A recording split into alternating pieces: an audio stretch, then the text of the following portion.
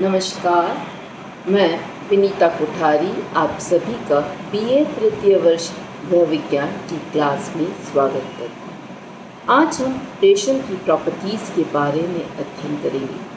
रेशम, जैसा कि हमने बोला कि एक कीट से प्राप्त होने वाला रेशा है, तो इसके संगठन मुख्य रूप से प्रोटीन से बना होता है।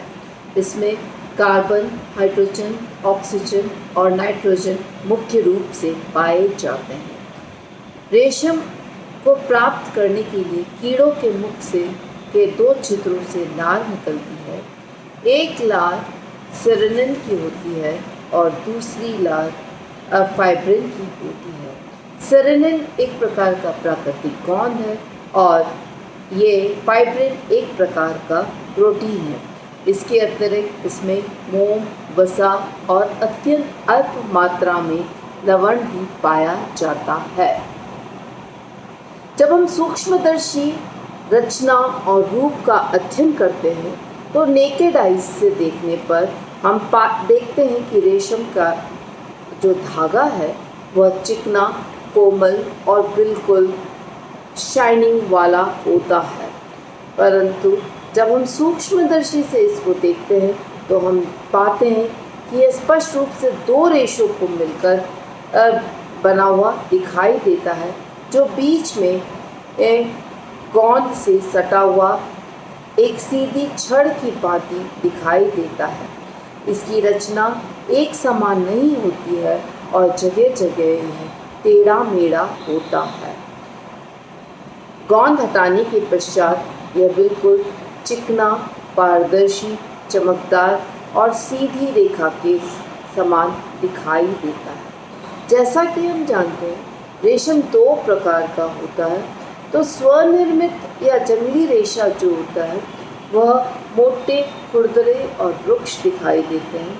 इनकी सतह चौड़ी और चपटी दिखाई देती है, जिसमें बारीक लंबी लंबी रेखाएं दिखाई देती है। इस कारण पूरा रेशा ही डार्क ब्राउन कलर या डीप ब्राउन कलर का हमें दिखाई देता है। जहाँ तक इसके व्यास का संबंध है, रेशे का व्यास 0.00059 से 0.00118 इंच, अगेन रिपीट 0.00059 से 0.00118 इंच इसका व्यास होता है। संपूर्ण लंबाई में रेशों का व्यास एक समान नहीं होता है। स्वनिर्मित रेशों का व्यास अधिक होता है, फलतः ये मोटे होते हैं। उत्पादित रेशे का व्यास कम होता है। ये उत्कृष्ट कोटि के रेशम के वस्त्र बनाए जाते हैं। लंबाई, रेशम अविरल लंबाई का सबसे लंबा प्राकृतिक धागा होता है। 1200 से 4000 फीट लंबी इसकी लेंथ होती है। कभी कभी रेशे इससे भी ज़्यादा लंबे होते हैं। इन्हें कंघी करने की आवश्यकता नहीं पड़ती है। कलर या रंग, रेशम का रेशा हल्के सफ़ेद से cream, off white to cream colour का होता है। उत्पादित रेशा हल्का पीला से ब्राउन वाइट होता है। स्वनिर्मित रेशा भूरा और कभी कभी गहरा भूरा होता है। चमक, प्राकृतिक रूप से सबसे ज़्यादा चमकदार वस्त्र होता है ये। गोंद को हटाने पर रेशा के चमक में निखार आ जाता है और ये कोमल और मुलायम हो जाते हैं। मजबूती या स्ट्रेंथ के संदर्भ में हम देखते हैं तो प्राकृतिक रेशों में यह सबसे मजबूत रेशा होता है। भीगने के पश्चात इसकी मजबूती कम हो जाती है, परंतु सूखने के पश्चात अपने आप ये अपनी मजबूती को प्राप्त कर लेता है। इसके एक रेशे में 5 से 25 ग्राम भार सहने की क्षमता होती है। अगेन रिपीट, इसके एक रेशे में 5 से 25 ग्राम भार सहने की क्षमता होती है।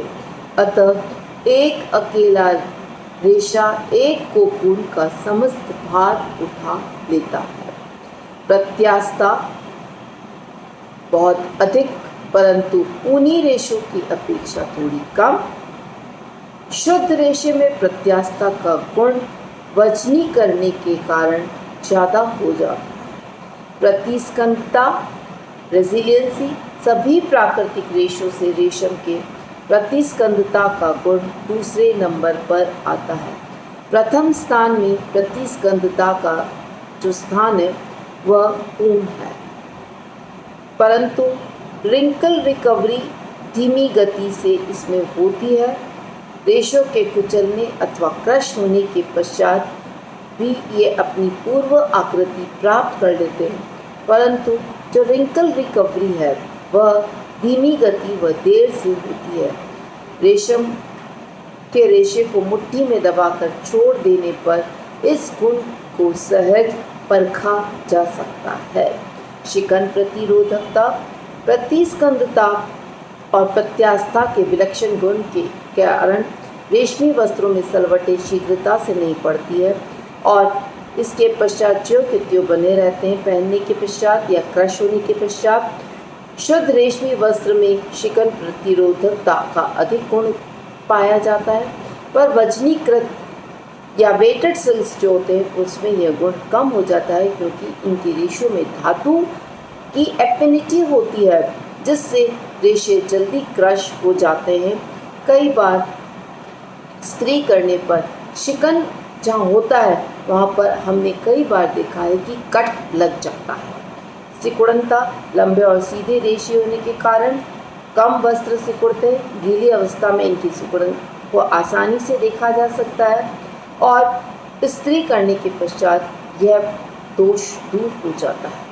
आर्द्रता प्रतिधारण या मॉइस्चर रीगेन और अवशोषण या एब्जॉर्बेंसी 10% नमी अवशोषित करने की क्षमता होती है, परंतु ये शीघ्रता से ही नमी मुक्त नहीं करते हैं। कुछ मात्रा में नमी इनमें छिपी रह जाती है, जिन्हें स्पर्श करने अथवा देखकर हम ज्ञात किया जा सकता है। इसे पहनना आरामदायक होता है। घर्षण और रगड़ का प्रभाव हानिकारक होता है। इसकी सतह चिकनी होती है जो रगड़ने पर कड़ी और खुरदरी हो जाती है और धोते समय हल्के हाथों से इसे दबाकर हमें धोना चाहिए। इस पर दाग धब्बे शीघ्रता से छूट जाते हैं। धुलाई के समय हमें अतिरिक्त केयर करना आवश्यक होता है। सूखे ताप और दाह्यता का प्रभाव इफेक्ट ऑफ ड्राई हीट और कंबस्टिबिलिटी। रेशे अत्यंत कोमल और नाजुक होते हैं। इन्हें ताप सहने की क्षमता ऊन से कम होती है। 300 डिग्री फ़ारेनहाइट पर रेशे नष्ट होने लग जाते हैं। अत्यधिक गर्म इस्त्री करने पर इनके रंग में परिवर्तन हो जाता है। रेशे निर्बल और कमज़ोर हो जाते हैं। सफ़ेद वस्त्र पीले हो जाते हैं। रेशम वस्त्रों की इस्त्री करने से पहले हल्का पतला कपड़ा उसके ऊपर लगा देना चाहिए और डायरेक्ट गर्म इस्त्री उसके ऊपर उपयोग करने से हमें बचना चाहिए। धूप और प्रकाश का प्रभाव हानिकारक अगेन पड़ता है, बुरा प्रभाव पड़ता है। रंग फीका हो जाता है, कपड़ा भद्दा और बदरंग हो जाता है, रेशे कमज़ोर हो जाते हैं। लगातार सूर्य के प्रकाश में रहने से रेशे निर्बल और नष्ट हो जाते हैं। धुलाई के पश्चात इन्हें हमेशा छाया में सुखाना चाहिए। सफाई और धुलाई यूजुअली रेशम के वस्त्र अत्यंत चिकना और मुलायम होता है, इसलिए शीघ्रता से गंदे नहीं होते। धूल कण, मिट्टी, प्राकृतिक गंदगियाँ आदि चिकनी सतह के कारण फिसल कर नीचे गिर जाती है। इन पर लगे दाग धब्बे भी शीघ्रता से छूट जाते हैं। रेशमी वस्त्रों में नरम, मृदु, उदास, mild, soft and neutral soap और डिटर्जेंट्स का उपयोग करना चाहिए। अगेन रिपीट, रेशमी वस्त्रों को नरम, मृदु और उदास प्रकृति अर्थात soft, mild and neutral soap और डिटर्जेंट्स साबुन या अवशोधक पदार्थ से धोना चाहिए। फफूंद और कीड़े इसमें आसानी से लग जाते हैं। यूजुअली यदि नमी युक्त में वातावरण में इनको रखा जाता है या कलफ लगे हुए वस्त्रों को हम संग्रहित करते हैं तो इनमें कीड़े लगने के चांसेस ज़्यादा हो जाते हैं। परंतु मिश्रित रेशों से निर्मित वस्त्र को कीड़े खा जाते हैं, अतः विशेष ढंग से सुखाकर संरक्षित करना आवश्यक होता है। वस्त्र संरक्षित करते समय हमें इसमें नीम की पत्तियां, नेफ्थलीन बॉल्स आदि उपयुक्त रहता है। ताप और विद्युत संवाहकता। रेशम का रेशा अप्रोटीन का बना होता है, इस कारण यह बैड कंडक्टर या ताप का कुचालक होता है, अतः इसके वस्त्र सर्दी के बचाव के लिए उपयुक्त होते हैं।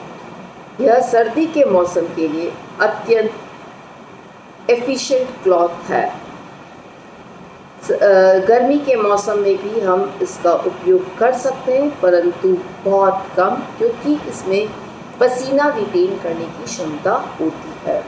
रेशमी वस्त्रों में विद्युत संवाहकता का गुण बहुत कम पाया जाता है, इसलिए कभी कभी सूखे वातावरण में स्टैटिक विद्युत प्रवाह, स्टैटिक इलेक्ट्रिकल चार्ज बनता है। तो कई बार हमने सर्दियों में पाया कि हमारे कपड़ों के अंदर एक करंट की आवाज़ आती है, that is static electric charge उत्पन्न होता है। और ये हमारे जो वस्त्र हैं वे शरीर से ज़्यादा चिपकते हैं, इस प्रकार के वस्त्र। तो रेशमी वस्त्रों में विद्युत संवाहकता का अत्यंत अल्प गुण, टू मच लो, पाया जाता है। जहाँ तक केमिकल प्रॉपर्टीज़ का सवाल है, हम पाते हैं कि इसमें दो प्रकार की केमिकल प्रॉपर्टीज़ को हम देखते हैं। एक अम्ल के प्रभाव। अम्ल तीव्र, शक्तिशाली, सांद्र अकार्बनिक अम्ल, hydrochloric acid, nitric acid, sulphuric acid आदि इस पर बुरा प्रभाव डालते हैं। नाइट्रिक एसिड से इसका रंग डीप येलो हो जाता है, जो रेशमी वस्त्र पहचानने के लिए अच्छा टेस्ट होता है। अकार्बनिक अम्ल के तनु गोल भी इन्हें क्षति पहुंचाते हैं।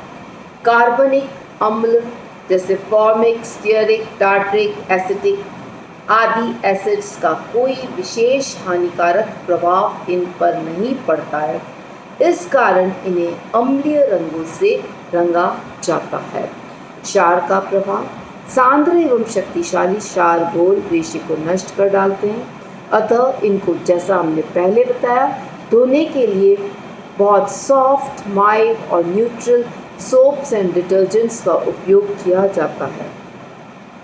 डाइंग या डाइंग प्रोसेस के अंतर्गत जो रंगों का प्रभाव होता है, रंगों के प्रति इसकी गहरी एफिनिटी होती है, सादृश्यता रहती है।